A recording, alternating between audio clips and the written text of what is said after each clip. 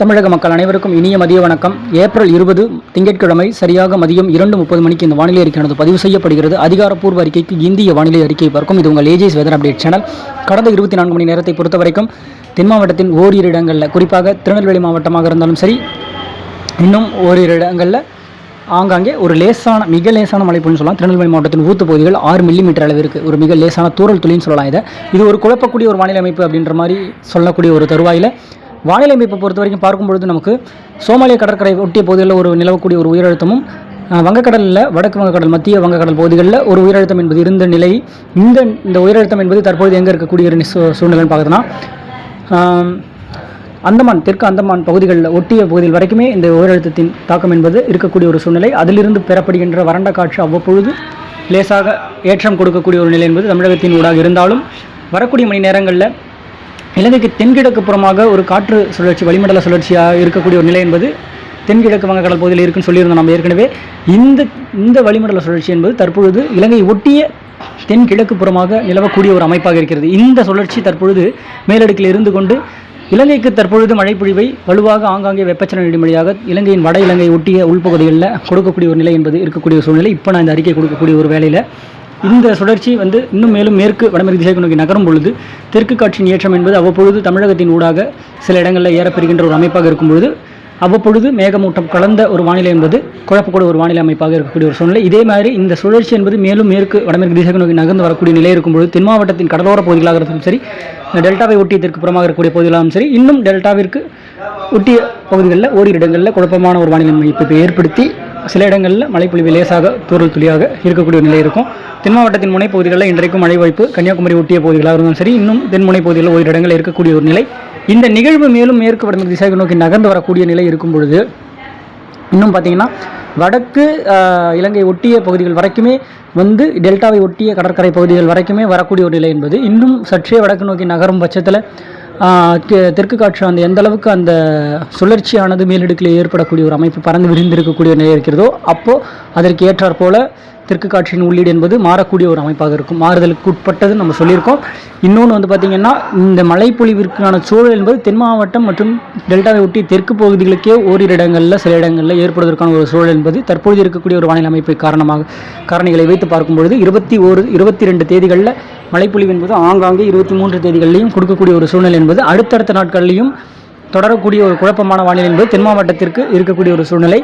இந்த 24-25 காலகட்டங்களில் இந்த சுழற்சி, மேலடுக்கு சுழற்சியானது தமிழக கரை நெருங்கி அப்படியே தமிழகத்தின் ஊடாக தென் தமிழகம் மற்றும் இலங்கை இடைப்பட்ட பகுதிகள் வரைக்குமே அந்த ஒரு படர்ந்து விரிந்த சூழ்நிலை என்பது அப்படியே தெற்காக தள்ளப்படுகின்ற ஒரு அமைப்பு இருக்கும் பொழுது தென் மாவட்டத்தின் ஓரிரு இடங்களில் சில இடங்களில் அவ்வப்பொழுது மாலை இறைவெளி மழையாக தொடரக்கூடிய ஒரு அமைப்பு என்பது இருக்கக்கூடிய ஒரு நிலை. அது அதாவது அன்னைய காலகட்டத்தில் எந்தெந்த பகுதிகளுக்கு ஏற்படும் அப்படின்றது நம்ம நிகழ்நேர வானிலையை பொறுத்து நம்ம அது சொல்லலாம். இப்போது அந்த வானிலை சூழல் என்பது மாறக்கூடிய ஒரு தருவாய் என்பது அமைப்பு என்பது இன்றைக்கும் ஓரிரு இடங்களில் இப்படி குழப்பக்கூடிய ஒரு வானிலை அமைப்பு இருக்கக்கூடிய ஒரு சூழ்நிலை. இந்த சுழற்சியானது நகர்ந்து வரக்கூடிய ஒரு அமைப்பு அப்படின்றத மட்டும் ஞாபகத்தில் வச்சுக்கலாம். இலங்கையை ஒட்டிய பகுதிகளில் தற்பொழுது நிலவு வரக்கூடிய ஒரு அமைப்பாக இருக்கிறது. அதே வேளையில் கர்நாடக வளிமண்டலத்தில் ஒரு சுழற்சியானது நிலவி வரக்கூடிய ஒரு நிலை. அந்த சுழற்சி அப்படியே அங்கும் இங்குமாக வடக்கே இருக்கக்கூடிய ஒரு நிலை என்பது அடுத்தடுத்த நாட்களில் அந்த சுழற்சியும் தெற்கு நோக்கி நகர்ந்து வரக்கூடிய ஒரு அமைப்பாக இருக்கும் பொழுது 30 காலகட்டங்களுக்கு பிறகாக நமக்கு தமிழகத்தின் வட உள் மாவட்டங்களான பகுதிகளிலும் கர்நாடக எல்லையோரம், ஆந்திர எல்லையோர பகுதிகளுக்கும் மழைப்பொழிவு ஏற்படுத்தும் விதமாக வடமேற்கு காற்றின் ஊடுருவலாக ஏற்பட்டு நமக்கு ஒரு மழைப்பொழிவு கொடுக்கும் நிலையும் ஏற்படக்கூடிய ஒரு சூழ்நிலை இருக்கிறது. அதை பற்றி நம்ம பேசலாம். இப்போது இந்த 23-24 காலகட்டங்கள் வரைக்குமே இந்த சுழற்சி வடக்கு நோக்கி சென்று தெற்காக இலங்கையை ஒட்டி வரக்கூடிய சுழற்சியானது மேலடுக்கிலே செல்லக்கூடிய ஒரு அமைப்பு என்பது அப்படியே தெற்காக நோக்கி தள்ளப்படும் அமைப்பு இருக்கும். அப்போ உயரழுத்தம் என்பது சற்றே கிழக்கு நோக்கி நகர்ந்து திரும்பவும் பார்த்திங்கன்னா உயரழுத்தத்தின் தாக்கம் என்பது படிப்படியாக தெற்காக வரக்கூடிய ஒரு நிலை இருக்கும்.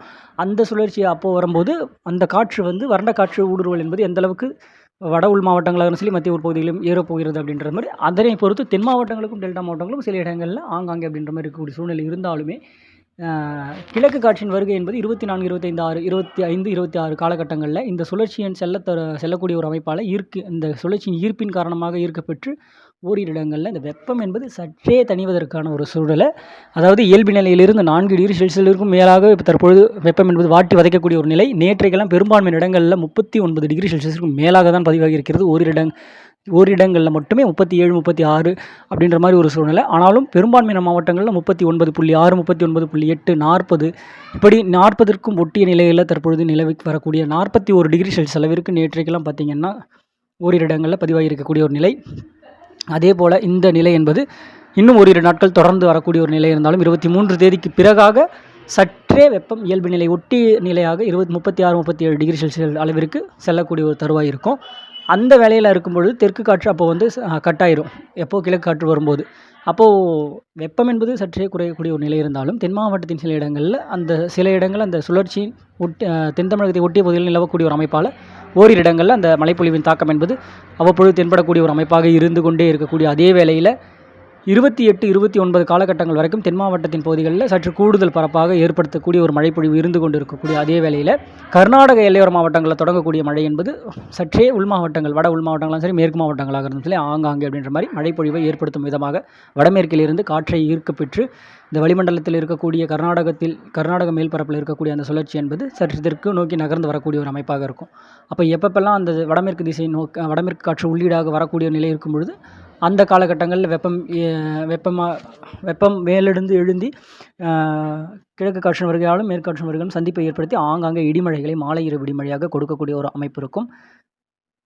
சேலம் உள்ளிட்ட சுற்று வட்டாரமாக இருந்தாலும் சரி, அதனை ஒட்டி உள்ள ஈரோடு, நாமக்கல் போன்ற, கரூர் போன்ற ஜோன்ஸ், திருச்சி இப்படி பல்வேறு மாவட்டங்களையும் தென் மேற்கு பகுதிகளாக இருந்தாலும் சரி, திருநெல்வேலி, இன்னும் தென்காசி, இந்த விருதுநகர் போன்ற மாவட்டத்தில் ஓரிரு இடங்களில் ஒதுக்கி மதுரை சுற்று வட்டாரத்தின் சில இடங்கள்லையும் இப்படி பல்வேறு இடங்களில் கடலோரத்தை ஒட்டிய உள் மாவட்டங்கள் வரைக்குமே அவ்வப்பொழுது அது வந்து செயலிழக்க பெறும் அமைப்பு என்பது அந்த காற்று வந்து எந்த அளவுக்கு கிழக்கு காற்று வேகமாக இருந்தால் உள்நோக்கி தள்ளப்படும், அதே வந்து வடமேற்கு காற்று சற்றே வலுவாக இருந்தால் அந்த மேகங்கள் உற்பத்தியாகி அப்படியே தெற்காக தள்ள வந்தாலே அங்கே இப்போ கர்நாடக எல்லையோர மாவட்டத்தில் தொடங்கின அந்த மழைப்பொழிவு வந்து தெற்கு நோக்கி தள்ளப்பட்டு மழைப்பொழிவு என்பது தெற்காக வரக்கூடிய ஒரு சூழ்நிலை இருக்கும். இப்படி பல்வேறு விதமான அந்த காற்றின் திசை வேகத்தை பொறுத்து தான் அன்றைக்கான மழைச்சூழல் என்பது மாறுபடக்கூடிய ஒன்றாக இருக்கும். அந்த துல்லியமான ஒரு அறிக்கை என்பது நிகழ்நேர வானிலையை பொறுத்து நம்ம பார்த்து நம்ம அதை சொல்லலாம். இப்படி ஒரு மழைச்சூழல் இருக்கக்கூடிய ஒரு வானிலை அமைப்பு என்பது மே 1, 2, 3ஆம் தேதி வரைக்குமே தொடரக்கூடிய ஒரு அமைப்பாக இருந்து மழைப்பொழிவு சில இடங்களில் ஏற்படுவதற்கான ஒரு வாய்ப்பாக இருக்கிறது.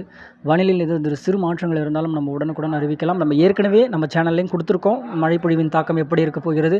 ஓரிரு இடங்களில் இந்த வெப்பம் தணிந்து ஓரிரு இடங்களில் திடீர் மழையாக கொடுக்கக்கூடிய ஒரு அமைப்பு இருக்கும். வெப்பமும் அவ்வப்பொழுது இயல்பை ஒட்டிய நிலையில் இருந்து சற்றே குறைவதற்கான ஒரு வாய்ப்பு. ஆனால் வெப்பம் இருக்கும். மிகுதியான வெப்பம் என்பது இப்போ ஃபீல் பண்ணதிலிருந்து சற்று குறைவாக அப்படின்ற மாதிரி ஏற்படுத்தக்கூடிய ஒரு அமைப்பு. புழுக்கம் ஏற்பட்டு அவ்வப்பொழுது மாலை இரவு இடிமழையாக உருவாகி மழைப்பொழிவை கொடுக்கக்கூடிய ஒரு அமைப்பு. இந்த வானிலை மாற்றங்கள் ஏதாவது இருந்தால் நம்ம அடிக்கடி சொல்கிற ஒரே ஒன்று தான், சேனலில் இணைந்திருக்கக்கூடிய நல்லுள்ளங்கள் எப்பொழுதும் நம்ம அறிக்கை கொடுக்கக்கூடிய வந்து நோட்டிஃபிகேஷன் வரும்போது உள்ளே போய் பாருங்கள். பார்த்துட்டு எந்த மாதிரியான ஒரு பணிகளாக இருந்தாலும் நீங்கள் மேற்கொள்ளலாம். இதில் ஏதாவது மாற்று கருத்துக்கள் இருந்தாலும் உடனுக்குடன் அறிவிக்கின்றேன். வானிலையோடு இணைந்திருங்கள். நன்றி, வணக்கம்.